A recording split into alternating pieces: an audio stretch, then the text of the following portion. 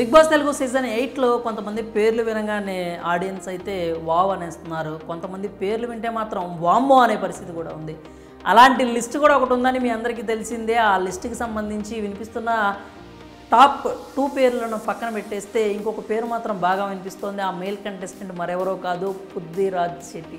ఈయన మామూలుగా సీరియల్ పరంగా అయితే చాలా మంచి పేరు తెచ్చుకున్నాడు, మంచి యాక్టర్ అని చెప్పి ఇప్పటికే నిరూపించుకున్నాడు. సోషల్ మీడియాలో కూడా ఇతని యాక్టివిటీస్ కావచ్చు, ఫోటోషూట్స్ కావచ్చు, మంచి రెస్పాన్సెస్ అయితే వస్తూ ఉంటాయి. బిగ్ బాస్ హౌస్లోకి వచ్చిన తర్వాత ఆట చూస్తే మాత్రం మొత్తం బొమ్మంతా రివర్స్ అయిపోయేలా కనిపిస్తుంది. ఎందుకంటే మాట్లాడే మాటలు కావచ్చు, చేసే చేతలు కావచ్చు, ఆ టాస్కుల్లో ఆడే తీరు కావచ్చు, అస్సలు ప్రోత్సహించే విధంగా అయితే ఉండట్లేదు. పృథ్వీరాజ్ అయితే నిజంగా చాలా ఇరిటేటింగ్గా కూడా ఆడుతూ ఉన్నాడు. ఒక్కొక్క దగ్గర మాట్లాడే మాటలు కావచ్చు, అతని ప్రవర్తన కూడా కొంచెం అంటే ఇబ్బందికరంగా అనిపిస్తూ ఉంది. అంటే ఫస్ట్ వీక్ నామినేషన్స్లోనే మనం చూసాము అతను ఎంత హైపర్ అవుతాడనే విషయాన్ని. హైపర్ అయ్యాడు కూడా. బేబక్కన ఒక మాట అనేసానని చెప్పి తర్వాత ఆవిడకి సారీ చెప్పిన విధానం బాగుంది, ఆవిడ దగ్గర ఆశీర్వాదం తీసుకున్న విధానం కూడా బాగానే ఉంది. కాకపోతే ఏంటంటే ఆ హైపర్ అనేది, ఆ టెంపర్ అనేది మనోడు కంట్రోల్ చేసుకోవాల్సిన పరిస్థితి అయితే ఉంది. ఇంకా టాస్కుల విషయానికి వచ్చేసరికి గెలవలేకపోతున్నాం అనుకుంటే మనోడు ఏదైనా చేసేయడానికి రెడీ అయిపోతాడు అనమాట. పక్కన వాళ్ళ ఆటను చెడగొట్టేయాలని చెప్పి స్ట్రాటజీ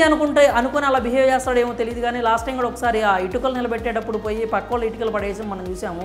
నిన్న కూడా కోపంలో వచ్చేసరికి ఈ బాల్స్ అన్నిటిని కూడా మనం చూసాము. ఎక్కువ హైపర్ అయిపోతూ ఉన్నాడు. అలాగే ఇక ఆయన కంపానియన్ ఎవరో మనకు తెలిసిందే కదా. అంటే నిఖిల్ ఫ్రెండ్ అయినప్పటికీ నిఖిల్ గురించి కూడా కొంచెం డిఫేమింగ్ కామెంట్స్ అయితే చేస్తూ వచ్చాడనమాట. ఫ్రెండ్స్ని నామినేట్ చేస్తే కొంచెం సేఫ్ గేమ్ ఆడినట్టుగా అనిపిస్తుందనే అర్థం వచ్చేలాగా కొన్ని కామెంట్స్ కూడా మనం చేయటం చూసాం. అంటే పైకి కొంచెం మంచి తరహాలో అనిపించినా కానీ ఆ మాటలని కూడా అర్థం చూసుకున్నట్లయితే నిఖిల్ని కొంచెం డిఫేమింగ్ చేసేలాగే అనిపిస్తూ వచ్చింది. ఇంకా ఆయన ఎక్కువ సావాసం చేస్తుంది, ఎక్కువ మాట్లాడుతుంది, ఎక్కువ టైం స్పెండ్ చేస్తుంది సోనియాతో అని మనందరికీ తెలిసిందే. కాబట్టి సోనియాకి ఆల్రెడీ ఇప్పటికే నెగిటివ్ ఇంపాక్ట్ అయితే ఉంది హౌస్లో. అంటే మనిషి పరంగా బయట ఎంతో మంచి పేరున్నా కానీ హౌస్లోకి వెళ్ళిన తర్వాత ఆవిడ మాట్లాడే మాటలు, చేసే చేతల వల్ల ఎక్కువ నెగిటివ్ అయితే అవుతుంది.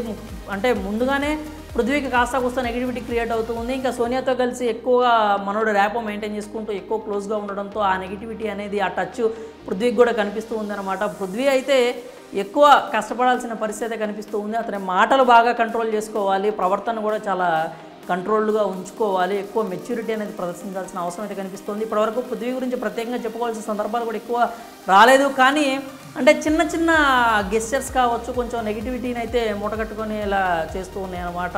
ఇక ముఖ్యంగా గేమ్ జరుగుతున్నప్పుడు ఈ నేమ్స్ రాసే, ఈ స్పెల్లింగ్స్ రాసే గేమ్ జరుగుతున్నప్పుడు సీతతో ఆర్గ్యుమెంట్ చేసిన విధానం చూస్తే ఒళ్ళంతా కంపరం పుట్టేస్తుంది అనమాట ఆడియన్స్కి అయితే. ఎందుకంటే ఆవిడ పక్క నుంచి చెప్తూ ఉంది, నువ్వు కమాన్ అని అరిసావంటే అది ఇండికేషన్ అవ్వచ్చు కదా, రైట్ రాసినప్పుడు కమాన్ అని చెప్పి, రాయినప్పుడు నువ్వు సైలెంట్గా ఉన్నావంటే అది కొంచెం ఆవిడని గైడ్ చేస్తున్న విధంగా కనిపిస్తుంది కదా అని చెప్పేసి ఆవిడ సీత అయితే చాలా స్ట్రాంగ్గా మాట్లాడింది. కానీ ఇక్కడ సీతను కూడా చాలా మనం ఖచ్చితంగా మెచ్చుకోవాలి. ఎందుకంటే హౌస్లోకి వచ్చినప్పటి నుంచి సీత అయితే చాలా అంటే చాలా బాగా మెచ్యూరిటీని ప్రదర్శిస్తూ ఉంది. ఎంతో అద్భుతంగా ఆడుతోంది, ఎంతో అద్భుతంగా ఆలోచించి మాట్లాడుతోంది. తనది గనక రైట్ అని గనక తను నమ్మితే దానికోసం నిలబడి ఎవరితోనైనా కానీ పోరాటం చేసిన తీరైతే అందరినీ మెప్పిస్తూ ఉందన్నమాట. అలాగే నిన్న చాలా మెచ్యూరిటీ అయితే ప్రదర్శించింది సీత. ఎక్కువసేపు పృథ్వీతో వాదన పెట్టుకోకుండా నువ్వైతే అరవద్దు అని చెప్పి సైలెంట్గా అతను నోరు మూపించే ప్రయత్నం అయితే చేసింది.